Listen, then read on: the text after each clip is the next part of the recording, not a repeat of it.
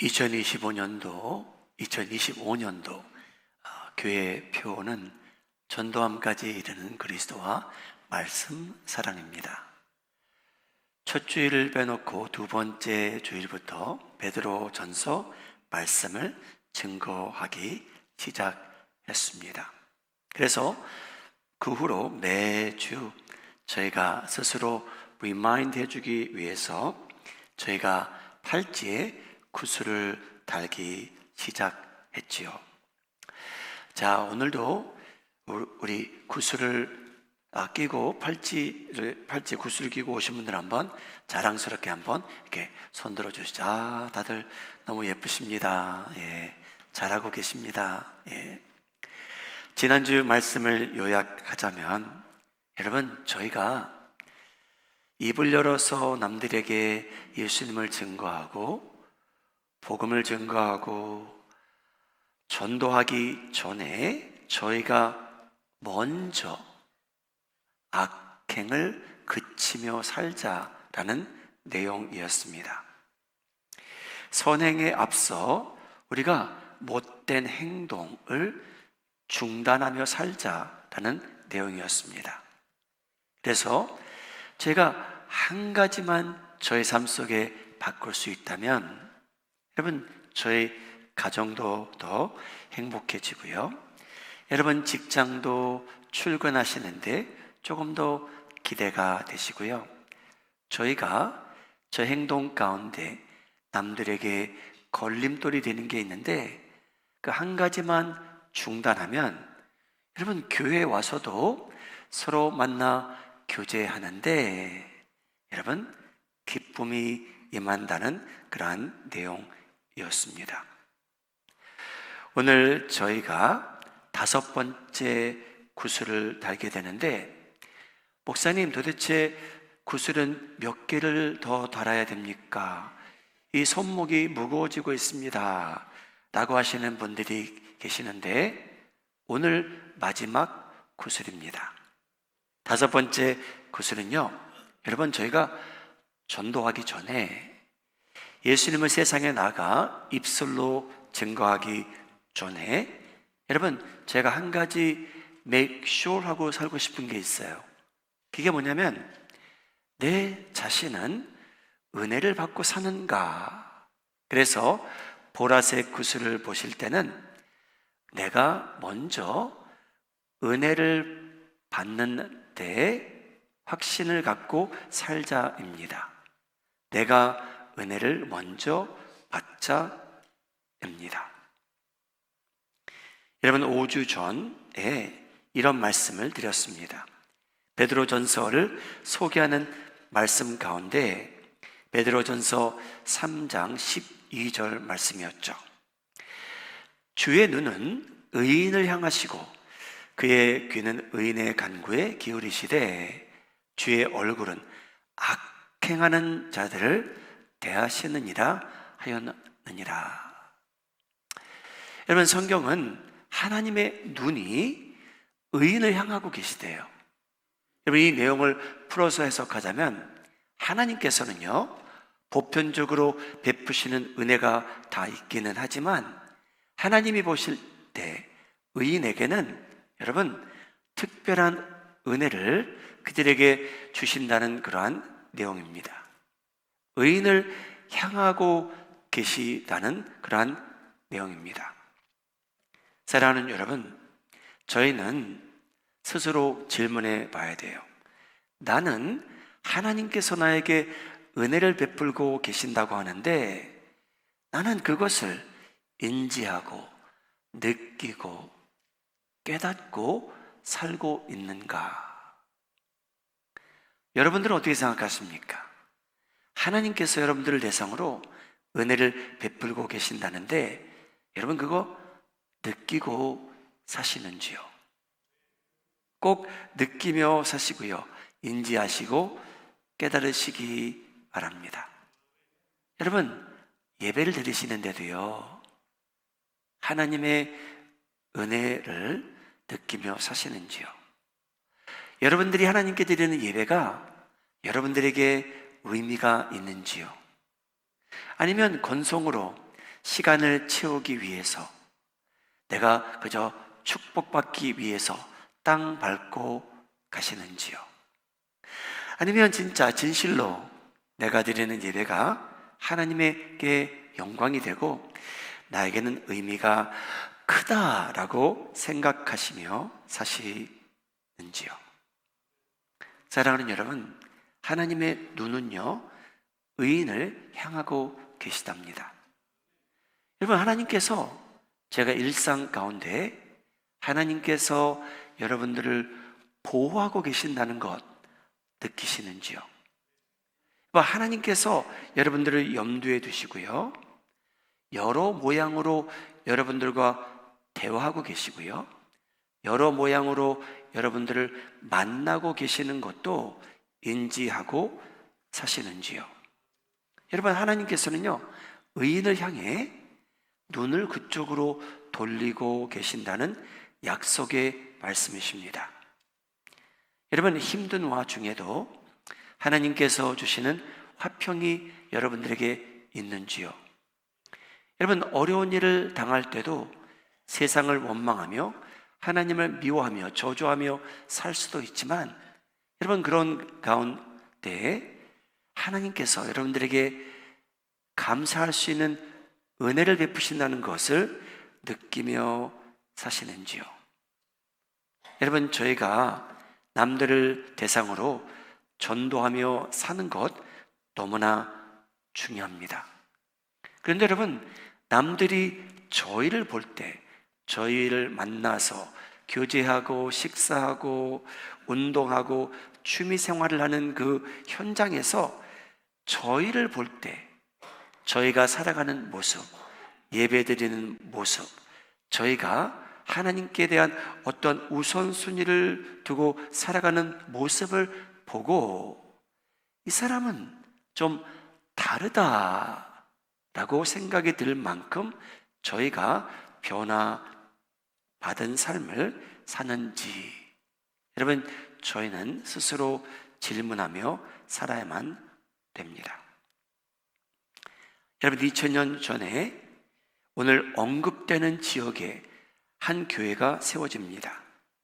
그 지역은 안디옥이라고 불리우는 지역입니다. 그곳에 성도들이 있는데 그들이 하나님의 은혜를 받고 누리며 살게 되었는데, 누구도 부인할 수 없을 만큼 하나님의 은혜가 크게 임합니다.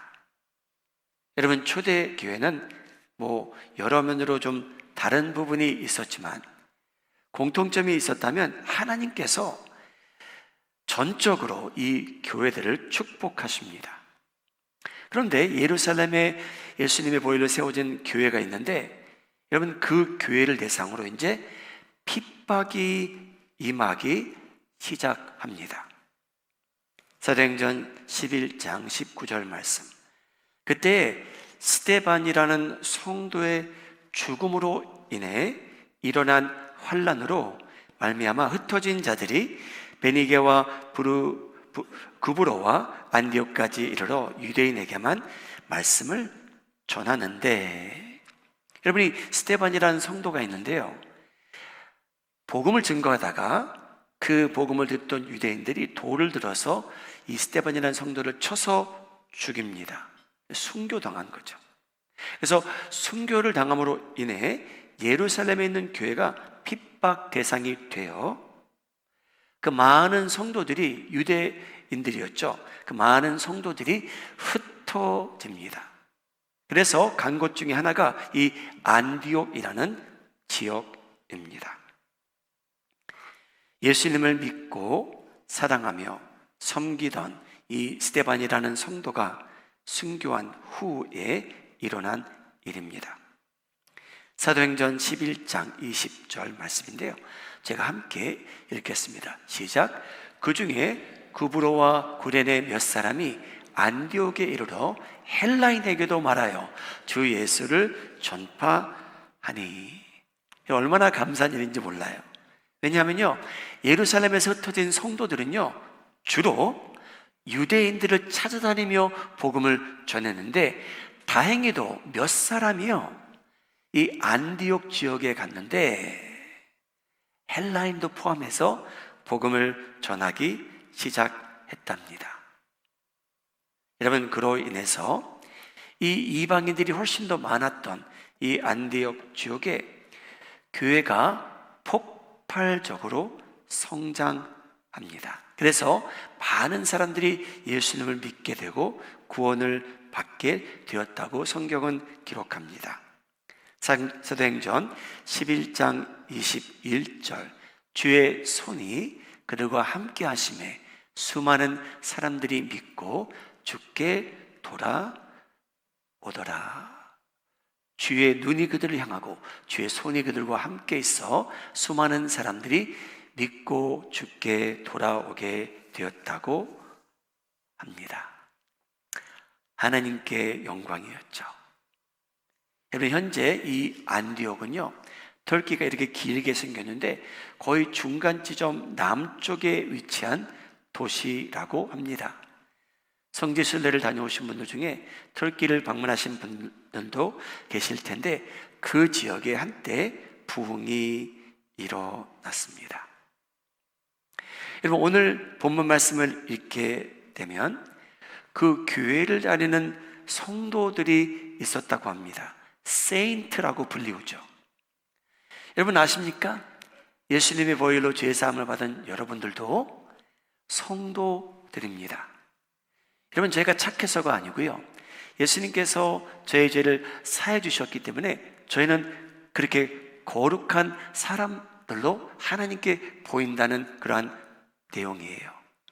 그래서 저희는 그런 호칭을 얻게 됩니다. 저희 귀에 익숙한 내용입니다. 성도.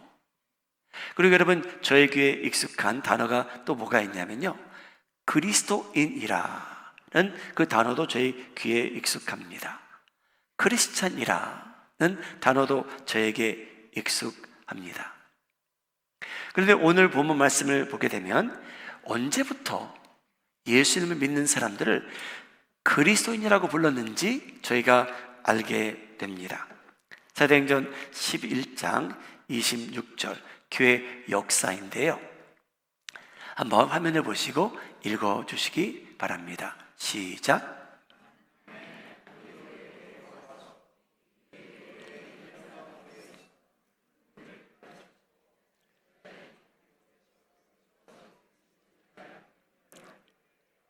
아멘입니다. 여러분, 성도들이 교회에 있는데 그 지역에서 믿지 않는 사람들이 믿는 사람들을 보고 뭐라고 어떤 호칭과 별명을 붙여주냐면요, 당신들은 크리스티아노스입니다 라는 별명을 붙여준 거예요. 크리스티아노라는 단어는요, 그리스도를 따르는 자라는 의미가 있습니다.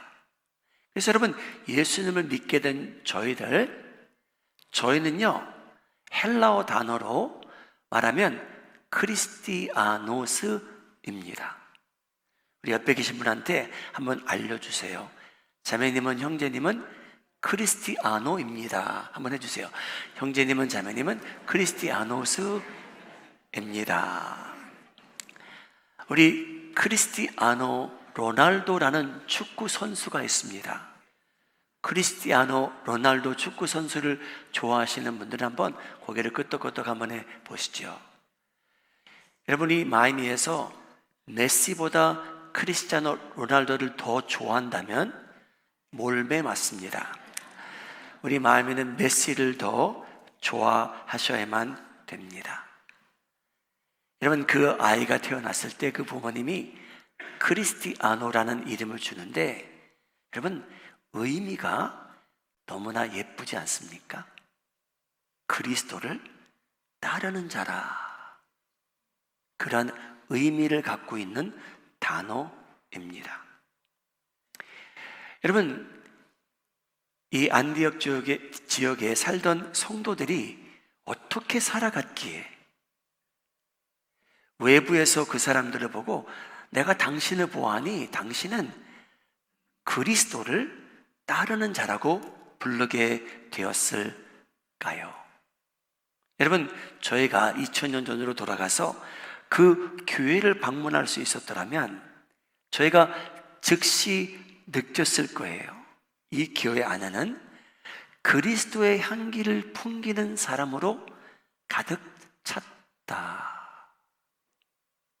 여러분, 향수나 콜론 이렇게 뿌리며 사십니까? 예. 저도 일주일에 한 2번은 이렇게 향수를 뿌리며 사는 것 같아요. 여러분, 그 향기가 나잖아요.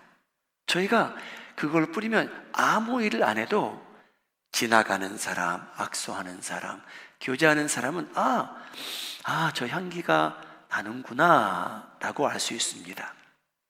여러분, 안디옥에 있는 성도들은요, 누가 봐도 그리스도와 닮았다는 겁니다. 그만큼 사람들이 보고, 눈으로 보고 피부로 느낄 수 있을 만큼 이 사람들은 그리스도와 연관된 사람들이라는 것을 알게 되었습니다. 여러분, 오늘 역사 공부 또 한 가지 하죠. 그러면 예수님을 믿던 사람들은 크리스티아노스라고 불리우기 전에 어떻게 사람들은 구별했을까요? 저희는 크리스찬이라고도 하고 기독교인이라고도 하는데 그 전에 예수님을 믿던 사람들은 뭐라고 불리웠을까요? 오늘 역사 공부 하나 더 하겠습니다. 사도행전 9장 1절 2절 내용입니다. 사울이 주의 제자들에 대하여 여전히 위협과 살기가 등등하여 대제사장에게 가서 다메섹 여러 회당에 가져갈 공문을 청하니 이는 만일 그 도를 따르는 사람을 만나면 남녀를 막론하고 결박하여 예루살렘으로 잡아오려 합니다. 여러분, 크리스티아노라고 불리우기 전에 예수님을 따르는 사람들은요, 도를 따르는 사람들이라고 불리웠습니다. 그래서 크리스찬, 기독교인이라고 불리우기 전에 여러분, 저희가 2000년 전에 살았더라면 저 사람은 도를 따르는 사람이라고 저희가 불렸을 겁니다. 여러분, 안디옥 교회 오해하지 말고 들으셔야 됩니다. 여러분, 그 교회 성도님들은요, 밖에 나가서 전도하지 않아도 외부에 있는 사람들이 그 교회 안에 있는 사람들의 삶을 보고요, 궁금해해서 전도하지 않아도 교회를 찾아왔을 것이 확실합니다. 그래서 저희도요, 먼저 그리스도를 사랑하시고요, 인품의 인격의 변화를 말씀으로 받으시고요, 말씀을 사랑하심으로 인해 언젠가는 저희도 전도함까지 이르렀으면 합니다. 여러분, 이 안디옥 교회는요, 하나님께서 은혜를 베푸신다는 것을 느낄 수 있었던 교회인 것이 확실합니다. 여러분, 어떤 소문이 어디까지 퍼졌냐 하면요, 여러분, 터키 중간 지점에서 현재 예루살렘은요, 꽤 먼 거리예요. 비행기를 타고 가면 빠르겠지만 여러분, 그 당시 차도 없고 말을 타고 가면 빨리 갔겠죠. 어떤 소문이 퍼지냐면요, 안디옥이란 지역에 하나님의 은혜가 임함으로써 많은 이방인들이 구원받는다라는 소식이 예루살렘까지 퍼집니다. 그래서 12사도들이요, 바나바라는 성도를 보내요. 파견시켜요. 도대체 무슨 일이 일어나고 있는지 알아보라는 거예요. 그래서 이 바나바라는 성도가 안디옥 교회를 찾아옵니다. 그리고 그가 느꼈던 내용이 성경에 기록되죠. 사도행전 11장 23절 내용입니다. 바나바가 이르러 무엇을 보게 되냐면요, 무엇을 절실히 쉽게 느끼게 됐냐면요, 하나님의 은혜가 이 교회 안에 있다. 그것을 느끼게 됩니다. 그것을 자기가 보았대요. 그리고 기뻐했대요. 사랑하는 여러분, 파견받은 바나바는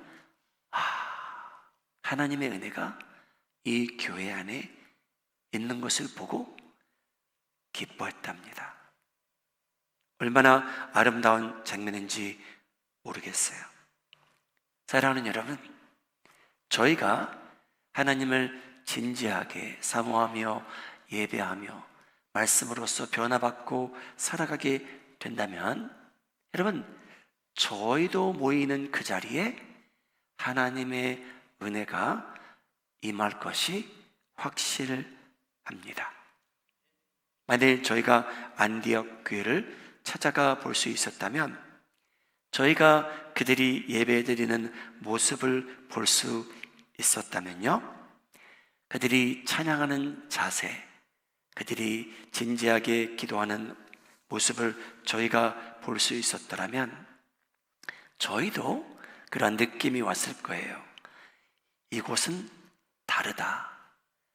하나님의 백성으로 살아가는 이 사람들, 세상과는 다르다라는 것을 느끼게 됐을 겁니다. 여러분, 저는 LA에서 성장했습니다. 제가 다니던 교회, 제 모교회죠. 마더 철치죠. 오래전에 LA에서 그 교회를 다닌 적이 있고요. 또 뉴저지에 이사해서 뉴저지에서 제가 전도사로 섬기던 교회가 있었고요. 하와이에서, 시카고에서 이렇게 교회를 섬기다 이제 마이애미까지 오게 되었습니다. 제가 젊은 시절 때 교회를 가서 보고 참 특이한 분들이 많다라는 생각이 든 적이 있었어요. LA에서, 뉴저지에서, 하와이에서, 시카고에서. 여러분, 예배를 드리는데 어떤 분들은요, 신문을 가지고 와서 신문을 읽던 성도들도 있었습니다. 여러분, 어떤 경우는요, 예배를 드리는데 손톱을 깎는 분들도 있었습니다. 여러분, 저희가 찬양을 하는데, 진지하게 찬양을 하는데 성경만 보는 분도 계셨습니다. 여러분, 목사님 그게 왜 이상합니까? 여러분, 그건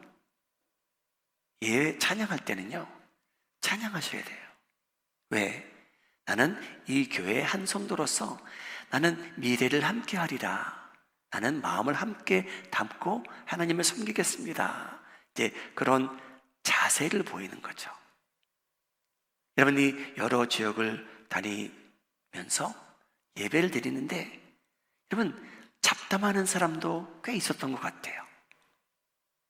다들 예배를 드리는데 여러분, 저희가 진지한 마음으로 하나님을 사랑하는 마음으로 예배 우선순위를 두고 살게 된다면 여러분, 저희 습관이 변합니다.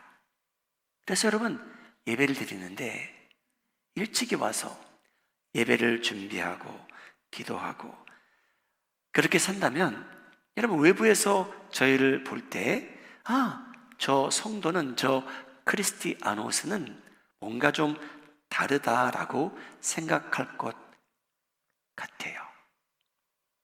여러분, 저희는요, 세상에 나가서 예수님이 얼마나 좋은 분이라는 거 증거하기 전에 여러분들이 먼저 은혜를 받을 수 있을 만한 우선순위를 세우고 그러한 그릇들이 되시기를 예수님의 이름으로 소원합니다. 여러분, 안디옥 교회는 달랐어요. 안디옥 교회에 있던 크리스티아노 분들은 하나님의 말씀을 소중히 여겼던 성도들입니다. 사도행전 11장 26절 내용입니다. 바울과 바나바가 만남에 안디옥에 데리고 와서 둘이 교회에 1년간 모여 있어 큰 무리를 가르쳤고 제자들이 안디옥에서 비로소 그리스도인이라 일컬음을 받게 되었더라. 사랑하는 여러분, 바나바가요, 예루살렘에서 왔는데 안디옥에 와보니 하나님의 말씀을 사모하며 소중히 여기는 사람들이 많음으로 인해서 바울 사도를 데리고 오는 그러한 장면입니다. 그래서 무엇을 했냐면요, 큰 무리를 가르쳤다라고 성경은 기록합니다. 사랑하는 여러분, 바울은 사도였어요. 하나님께서 보내시는 자로서 말씀을 가르치는 사람입니다. 복음을 증거하는 사람이었고요. 바나바는 사도는 아니었지만 사도처럼 예루살렘에서 파송을 받은 선교사님이었죠. 안디옥에 있는 사람들은요, 바나바와 바울의 가르침을 받았다고 합니다. 사랑하는 여러분, 여러분들이 인생을 살아가는데 어떤 백그라운드를 갖고 살아온지는 하나님께서만 아십니다. 근데 여러분, 그리스도의 향기를 풍기기 위해서는요, 하나님 앞에, 사람들 앞에 걸림돌이 되지 않기 원한다면 여러분, 가르침을 받을 수 있는 겸손함을 요구합니다. 저희 모두가 하나님의 말씀을 대한 가르침을 받으셔야만 됩니다. 여러분, 자존심 상하십니까? 그런 일이 없기를 바랍니다. 바울과 바나바는요, 1년 동안 큰 무리를 대상으로 말씀을 가르쳤대요. 사랑하는 여러분, 안디옥 교회를 가면 그리스도의 향기를 풍기는 이유 중에 하나라고나 할까요?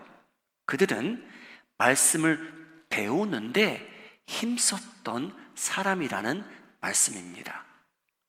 여러분, 저희가 자동적으로 성장하는 것 같지는 않아요. 저희가 하나님 앞에 우선순위를 두지 않고는 저희가 성숙해질 수는 없는 것 같아. 안디옥 교회는요, 가르침을 받았다는 내용이 등장합니다. 얼마만큼 하나님 말씀에 민감했냐면요, 바울은 사도였죠, 바나바는 선교사였죠. 근데 그 교회 안에 이제 외부에서 선지자들도 방문을 했답니다. 이 안디옥의 크리스티아노들을 위해 선지자들도 하나님께서 보내셨어요. 사도행전 11장 27절 내용입니다. 그때 선지자들이 예루살렘에서 안디옥에 이르니 그 중에 아가보라 하는 한 사람이 일어나 성령으로 말하되, 이 선지자라고 하는 사람이 왔는데 그의 말씀도 귀담아 들었다는 그러한 내용입니다.